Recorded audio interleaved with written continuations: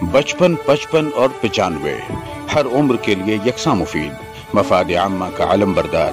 ضرور سبسکرائب کریں، لائک کریں، شیئر کریں اور بیل آئیکن پریس کرنا نہ بھولیں۔ ربانی دا اسکالر یوٹیوب چینل کو سماعت کرنے کے بعد اب ہم آج کے اس پروگرام کے تحت اور مقابل خصوصی ہندوستان کے مشہور معروف عالم دین، سیکریٹری آل انڈیا مسلم پرسنل لا بورڈ، سجادہ نشین خانقاہ رحمانیہ مالیگاؤں اور بے شمار دینی، سماجی تحریکوں اور تنظیموں کے آرکیٹیکٹ اور لیڈر، ہم سب کے محترم حضرت مولانا محمد عمیر محمود رحمانی صاحب کو میں دعوت دیتا ہوں کہ آپ تشریف لائیں اور خطبہ صدارت پیش کریں اور آج کے پروگرام کی مناسبت سے اپنے ملفوظات عالیہ سے ہم سب کو مستفید کرواؤں۔ بسم اللہ الرحمن الرحیم وبہ نستعین والصلاة والسلام على سيدنا محمد وعلى آله وصحبه أجمعين، أما بعد، أعوذ بالله من الشيطان الرجيم، بسم الله الرحمن الرحيم، بمثل هذا فليعمل العاملون، صدق الله العظيم۔ اسٹیج پر مقبوض معزز شخصیات اور آپ تمام قابل احترام سامعین کرام،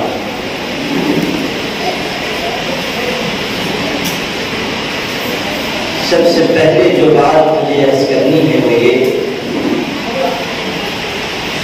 کہ اندھیریوں کے خلاف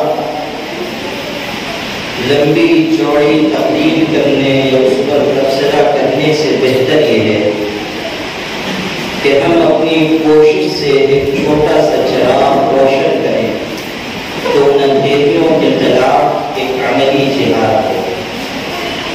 میں یہ سمجھتا ہوں کہ مالیگاؤں سماجی مرکز کا یہ قیام اندھیریوں میں روشنی کی ایک مضبوط کرن۔ فضل الرحمان سر عمر کے لحاظ سے، صحت کے لحاظ سے کمزور اور بوڑھے ضرور ہیں، مگر ان کا ارادہ، ان کا حوصلہ جوان ہے اور اسی حوصلے اور ارادے کے ذریعے اللہ پر بھروسہ کرتے ہوئے وہ آگے بڑھ رہے ہیں۔ تیسری بات یہ کہ مسجد کے ساتھ مختلف سماجی فلاحی کاموں کا انجام دیا جانا، یہ در حقیقت نبی کریم صلی اللہ علیہ وسلم کا مبارک طریقہ ہے۔ اسلام میں مسجد کی حیثیت عبادت گاہ کی نہیں ہے، صرف عبادت گاہ کا جو تصور اب مسجد کے ساتھ جڑا ہوا ہے یہ پہلے نہیں رہا۔ یقیناً مسجد کا بنیادی کام اور اس کی بنیادی حیثیت عبادت گاہ اور سجدہ گاہ کی ہے، لیکن نبی کریم صلی اللہ علیہ وسلم نے مسجد کو مسلمانوں کے لیے ایک مرکز کی حیثیت دی۔ آپ صلی اللہ علیہ وسلم کے زمانے میں مسجد نبوی میں جہاں نماز پڑھی جاتی تھی وہیں غریبوں اور مسکینوں کی خدمت کا کام ہوتا ہے۔ مسجد میں کتاب و سنت کے مطابق فیصلے ہوتے تھے، یعنی وہاں عدالت قائم، غریبوں کے لیے، ضرورت مندوں کے لیے بیت المال کا نظام قائم تھا، جہاد کے لیے لشکر مسجد سے روانہ ہوتے، واپسی مسجد میں ہوتی تھی۔ آپ صلی اللہ علیہ وسلم نے مدرسہ قائم فرمایا، دینی تعلیم کا مرکز قائم کیا۔ آپ چاہتے کسی اور جگہ مدرسے کی بنیاد رکھتے، لیکن آپ نے مسجد پہ بنیاد رکھی۔ صفہ چبوترا آپ نے مسجد میں قائم کروایا اور اسے تعلیم گاہ بنایا۔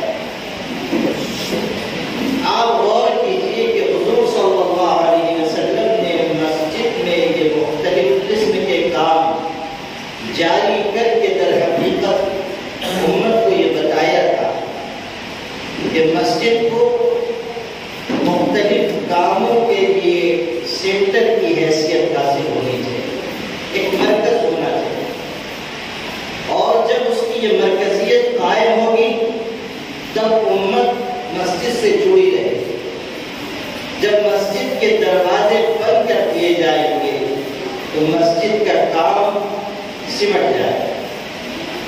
ضرورت ہے کہ ہم مسجد میں مسجد والے اعمال جاری کریں، اور مسجد کے اعمال کے ساتھ ساتھ تعلیم کا، خدمت کا، لوگوں کی مدد کا، لوگوں کی رہنمائی کا اور ملت اسلامیہ کی ہمہ جہت رہنمائی کا کام مسجد کے ذریعے ہے۔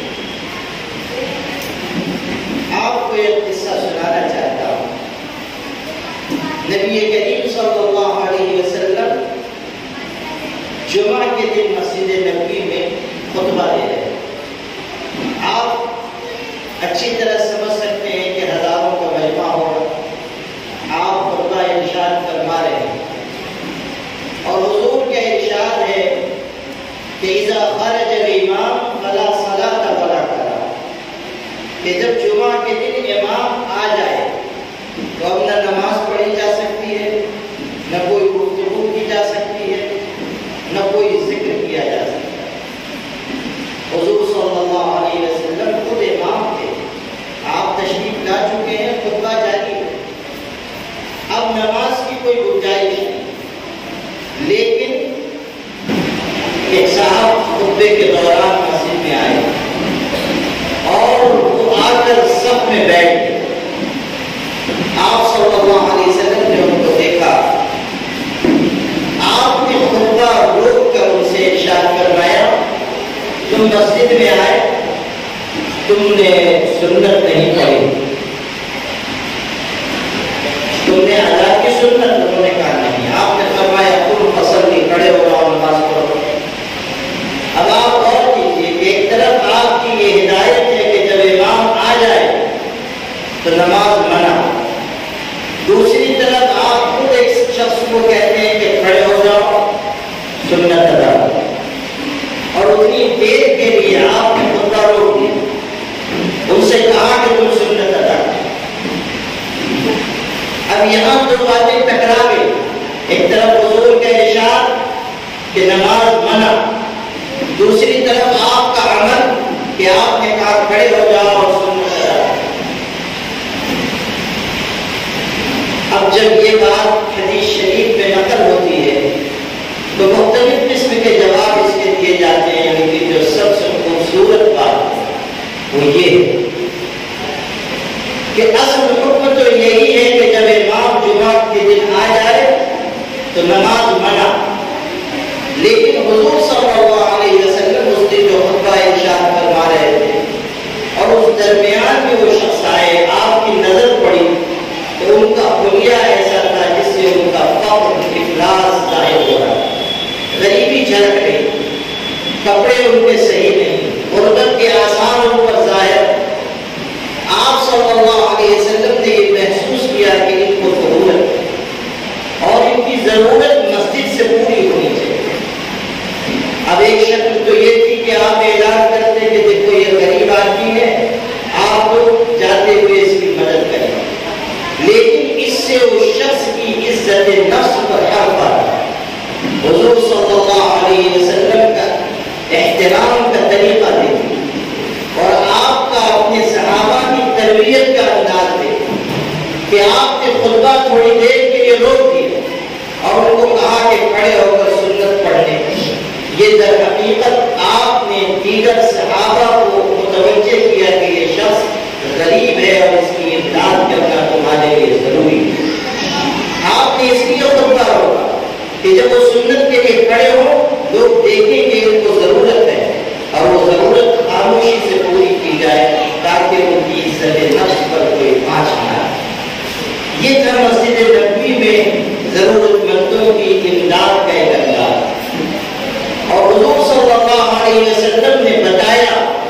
کہ مسجد مسلمانوں کے لیے مرکز کی حیثیت رکھتی ہے۔ یہ نہ ہو کہ نماز ہوئی اور مسجد بند کر دی گئی، یہ نہ ہو کہ مسجد میں نماز کے علاوہ کوئی اور کام جاری کرنے کی بات ہو تو لوگ اجازت نہ دیں، مسجد کے خلاف سمجھیں۔ بہت سی مسجدوں میں ایسے متولی حضرات ہوتے ہیں جن کو یہ شعور تک نہیں کہ مسجد کا اسلام میں تصور کیا ہے، کیا کنسپٹ ہے اسلام کا، ان کو پتہ نہیں۔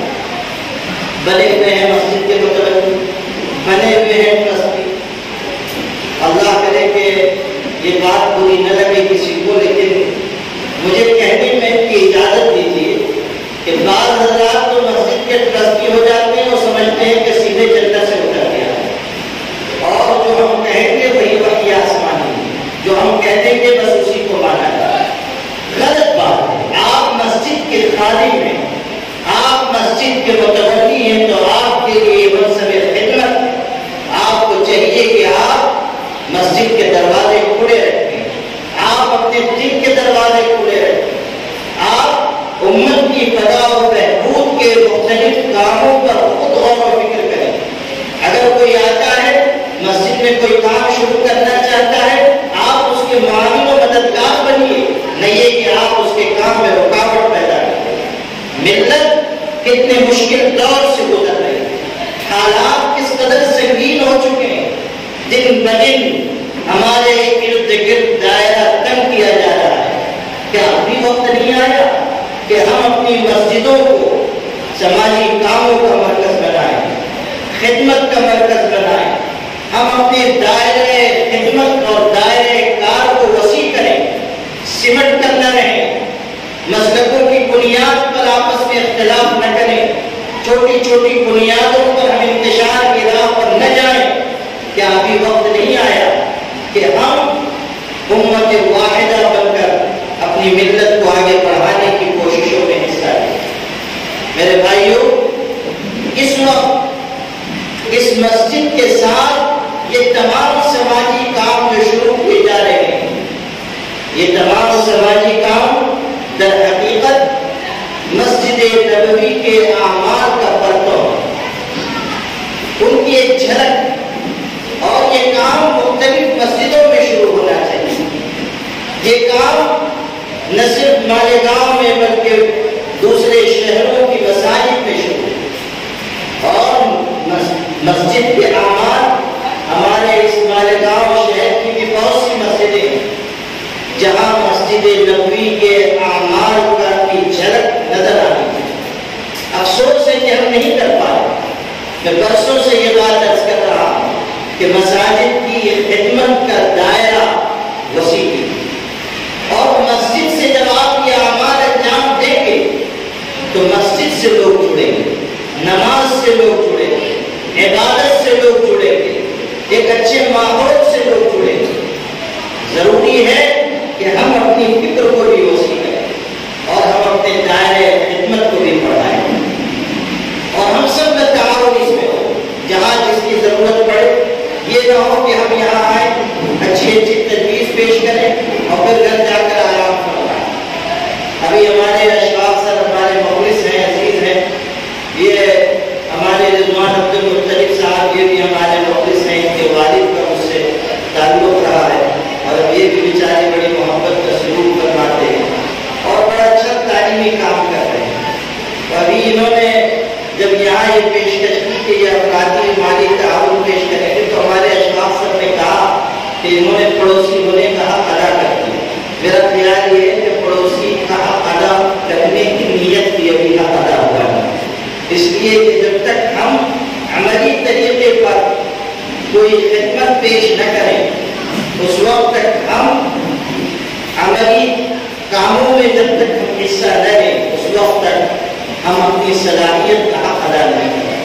یقیناً یہاں ماشاءاللہ ایسے لوگ ہیں جن کے پاس وسائل ہیں، لیاقت ہے، صلاحیت ہے، سوچنے کی قوت ہے، اور بہترین تجاویز ڈیزائن کرنے کی مہارت ہے، اور پھر اس کو زمین پر اتارنے کی بھی قوت اللہ نے انہیں دی ہے۔ اگر یہی لوگ، اتنے ہی لوگ یہ ارادہ کرتے ہیں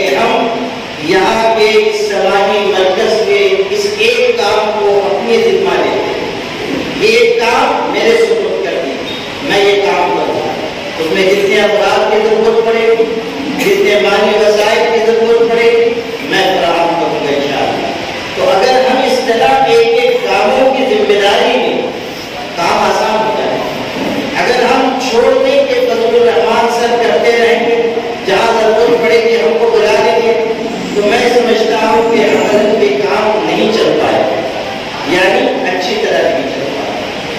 مجھے تھوڑا کاموں کا تجربہ اللہ کے کرم سے ہے، اور یہاں وہاں ملک کے مختلف اداروں میں مجھے موقع ملتا ہے، میں جاتا بھی رہتا ہوں، کہیں کہیں لہو لگا کے شہیدوں میں مل بھی جاتا ہوں، لیکن آپ سے یہ عرض کرنا ہے کہ جو عملاً کاموں میں رکاوٹ آتی ہے وہ یہ کہ کوئی ایک شخص بیچارہ کاموں کو شروع بھی کرتا ہے، اس کو آگے بڑھانے کی بھی ذمہ داری، اور پھر جب وہ دوسرے لوگوں سے کہتا ہے کہ تھوڑا وقت دیجیے، آئیے کچھ ہمارے کاموں میں حصہ لیجیے، تو لوگ اس کی دلچسپی نہیں لیتے ہیں۔ یہ درد سچائی ہے جسے ہمیں قبول کرنا چاہیے۔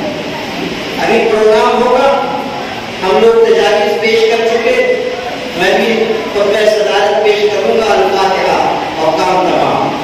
میری گزارش یہ ہے کہ ہم لوگ جانے سے پہلے جو حضرات یہاں پر ایسے ہیں کہ کچھ کام کر سکتے ہیں، تعلیمی، سماجی، دینی اور شرعی، ہم لوگ ایک ایک کام کی ذمہ داری قبول کریں کہ ہم یہ کام اپنے سپرد لیتے ہیں اور انشاءاللہ اس کو اچھی طرح انجام دیں گے، اور اس کے لیے ایک عملی خاکہ ہم بنائیں، آپس میں مشورہ ہو سکتا ہے، اس کے بعد ہم اس کو زمین پر اتاریں۔ میں نے ان حضرات کو، فضل الرحمان سر کو بھی اور ان کے ساتھ جو حضرات تشریف لائے تھے، اور پھر خود میں یہاں حاضر ہوا تھا، تو میں نے مشورہ دیا تھا کہ آپ کا جو یہ 30 نکاتی پروگرام ہے، سارا کام آپ ایک ساتھ نہیں کر سکتے، آپ ترجیحات مقرر کی کہ یہ کام ہمیں پہلے کرنا، یہ کام اس کے بعد کرنا، یہ کام اس کے بعد کرنا۔ تو اگر ہم 4-5 کام کی شروعات بھی کرتے ہیں انشاءاللہ، تو پھر انہی کاموں سے دوسرے کاموں کا دروازہ کھلے گا۔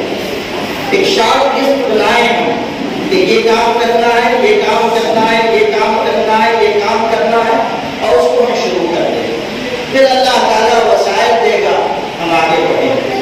ایک بزرگ کا یہ جملہ بڑا قیمتی ہے، اور فضل الرحمان سر کے خلوص کو دیکھ کر مجھے بار بار یاد آتا ہے۔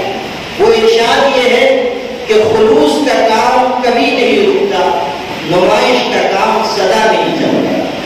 اگر خلوص ہوگا ہماری ترقی کی رفتار متاثر نہیں ہوگی، اور اگر نمائش خدا نخواستہ ہمارے دل میں کوئی دوسرا جذبہ ہے تو پھر ہمارا کام آگے نہیں بڑھ سکتا۔ خلوص ہر کام کی بنیاد ہے اور اس کی ترقی کے لیے شرط اول ہے۔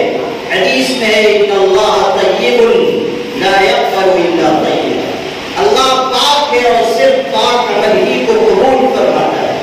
پاک عمل قبول ہو جس میں نیت کا کھوٹ نہ ہو، ہمارا نشانہ اگر بلند ہے اور ہمارے اندر خلوص ہے اور محنت، ہم بڑھے۔ ابھی ہمارے انصاری سر تقریر کر رہے تھے، علامہ اقبال کی روح کبھی کبھی ان کے اندر آ جاتی ہے، اور ماشاءاللہ شعر بھی ان کو خوب یاد ہے، بڑے کام کے آدمی ہیں، ہمارے شہر کے نمایاں لوگوں میں ہیں۔ تو جب وہ کہہ رہے تھے تو مجھ کو بھی ان کی برکت سے، ان کی روحانی توجہ سے شعر یاد آتا تھا۔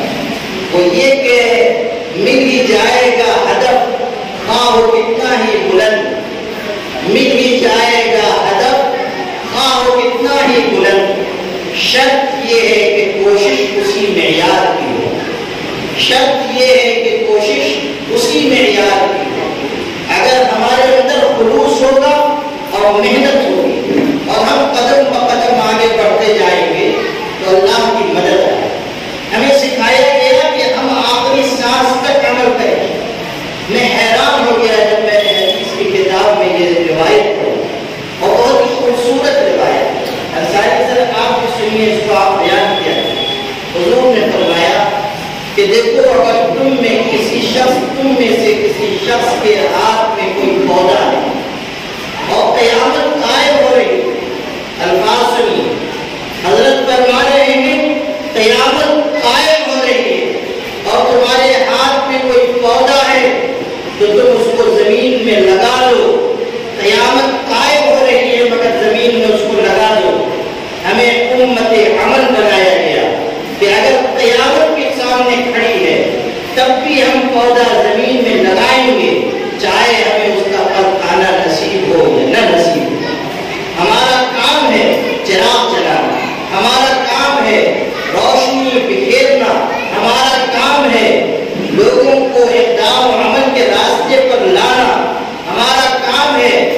آرزوؤں اور تمناؤں کے تاج محل تعمیر کرنے کے بجائے اقدام و عمل کی چھوٹی سی جھوپڑی قائم کریں. وہ اقدام و عمل کا ہمارا چھوٹا سا جھوپڑا وہ ہماری شناخت ہے، ہماری پہچان ہے، ہمارا تعارف ہے، ہماری دنیا ہے اور ہماری آخرت. ہماری دنیا ہے اور ہماری آخرت. تو اس لیے ہم اس راستے پر اگر چلنے والے بنیں تو انشاءاللہ کامیابی قدم چلے. اور مجھے خوشی ہے اور میں اس کا اظہار کرنا چاہتا ہوں. دیکھیے آج کل سوشل میڈیا کا دور ہے اور سوشل میڈیا میں کوئی فائدہ پہنچایا ہو یا نہ پہنچایا ہو، اتنا ضرور ہو گیا کہ مفکرین کی ایک بہت بڑی جماعت تیار ہے اور ایسے ایسے مفکرین پیدا ہوئے کہ سبحان اللہ جو پتھر اٹھائے گے اس کے نیچے سے ایک درجے مفکرین کر دیں. یہ صورتحال ہو گئی سوشل میڈیا میں اتنے مفکر پیدا کریں اور وہ سب اپنی اپنی فکر سوشل میڈیا پر لکھتے ہیں اور طرح طرح کی باتیں کریں. ایک بات ان میں سے میں کہتا ہوں، لوگ یہ کہتے ہیں کہ دیکھیے RSS فلاں سال میں قائم ہوئی اور اس نے اتنے اسکول قائم کیے، اتنی تنظیمی قوت قائم کی اور فلاں کیا اور فلاں کیا، اور ان میں سے ہر شخص اتنا پیسہ خرچ کرتا ہے. اور یہ مثال پیش کی جاتی ہے مسلمانوں کے. مسلمانوں کو کہا جاتا ہے کہ آپ دیکھیے کہ وہ کیا کر رہے ہیں، آپ کیا کر رہے ہیں. میں یہ عرض کرتا ہوں، بہت ذمہ داری سے عرض کرتا ہوں کہ یہ باتیں کہنا سوائے بے امیتی اور بے غیرتی کے کچھ نہیں. آپ اس امت کو انفاق اس جماعت سے سکھا رہے ہیں جس کے اندر جذبہ آخرت نام کی کوئی چیز نہیں ہے، اور آپ کس ملت کے مقابلے میں ان کو پیش کر رہے ہیں. وہ ملت جو اس غیر گزرے دور میں بھی اپنے اندر خرچ کرنے کا یہ حوصلہ رکھتی ہے کہ ایک مسلمان تنہا پوری مسجد تعمیر کرتا ہے. ایک غریب شخص اپنی زندگی کی ساری جمع پونجی لا کر اللہ کے گھر کی تعمیر میں دیتا ہے. میں گیا ہوا تھا ایک علاقے میں، سلوڑ ہے یہاں مراٹھواڑہ میں گیا ہوا، لوگوں نے ملوایا یہ فلاں صاحب ملاقات کر لیجیے. ملاقات میں کیا خصوصیت ہے ان کی؟ معلوم ہوا یہ صاحب خود کرائے کے مکان میں رہتے ہیں مگر انہوں نے 50 لاکھ روپے صرف کر کے مسجد کی تعمیر کر دی. تو کرائے کے مکان میں اور پیسہ جمع کر کر کے زمین خریدی، مسجد تعمیر کرائی اور مسجد کو اللہ کے لیے وقف کر دیا. خود ذمہ دار بھی نہیں رہے مسجد میں کہ میں نے یہ کام اللہ کے لیے کیا ہے، مجھے کوئی دنیا کی شہرت نہیں ہے. اور کہ جس امت میں ایسے لوگ اس دور میں ہیں کہ وہ خود کرائے کے مکان میں جی سکتے ہیں اور اللہ کا گھر تعمیر کرتے ہیں، آپ اسے انفاق اور خرچ کرنے کی تعلیم دے رہے ہیں. RSS کی مثال، ان کے کارکنوں کی مثال ہے. یہ بے غیرتی کی بات نہیں ہے تو اور کیا ہے؟ آج بھی آپ غور کر لیجیے کہ جو سرمایہ اس ملت کے لوگ مختلف دینی کاموں میں، تعلیمی کاموں میں، سماجی کاموں میں خرچ کرتے ہیں، کوئی دنیا کی ملت اس کے مقابلے میں نہیں کھڑی ہو سکتی ہے. میں ذمہ داری سے آپ سے بات کرتا ہوں، کوئی نہیں آ سکتا ہمارے مقابلے. آج بھی اللہ نے ہمارے اندر یہ حوصلہ رکھا، یہ جذبہ رکھا. فضل الرحمان صاحب کو دیکھ لیجیے، بیچارے نے کس طرح محنت مشقت سے اور اپنی جمع پونجی خرچ کر کے اس مرکز کو تعمیر کی. حوصلہ ہے ان کا اور جذبہ ہے ان کا. ایک شخص دوسرے شہر میں رہ رہا ہے لیکن ان کے اندر یہ حوصلہ ہے کہ ہم اس شہر کے لیے کچھ کریں، ایک نمونہ پیش کریں، ایک ماڈل پیش کریں. اور اس طرح کے بہت سے لوگوں کی مثال میں عرض کر سکتا ہوں.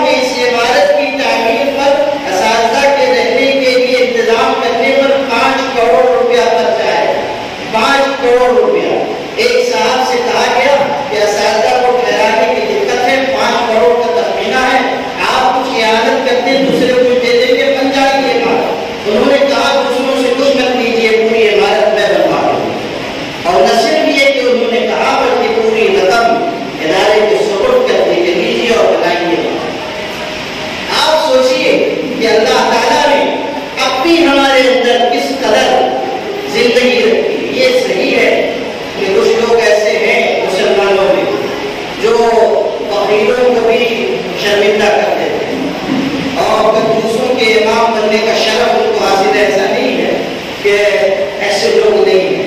بعض لوگ تو بیچارے ایسے ہیں کہ مدرسے کا سفیر چلا جاتا ہے، بیان کرتا ہے کہ مدرسے میں یہ دقت، تو اس کے ساتھ خود اپنی ہی پریشانی کی ایسی داستان سناتے ہیں کہ سفیر بھی سوچتا ہے کہ میرے پاس زکات کا کوئی پیسہ ہوتا تو انہیں کو دے دیتا، بیچارے سب سے بڑے مسٹیک کے زکات کو یہی معلوم ہوتا ہے. یہ بھی تصویر کا دوسرا وقت ہے، میں جانتا ہوں اچھی طرح اس کے تجربات ہیں، لیکن یہ میں آپ کو سمجھانا چاہ رہا ہوں کہ اگر ہم کوئی ارادہ کر لیں تو انشاءاللہ ہم اسے پائے تکمیل تک پہنچا سکتے ہیں. افرادی قوت بھی ملے گی، مالی تعاون بھی حاصل ہوگا، لیکن ہم یہاں آئے ہیں تو ہم اپنی ذمہ داری محسوس کریں اور عملی شرکت ہماری ہے. انشاءاللہ یہاں جو دینی شرعی نقطۂ نظر سے دارالفتہ ہے تو اس کی اور ضرورتیں ہیں.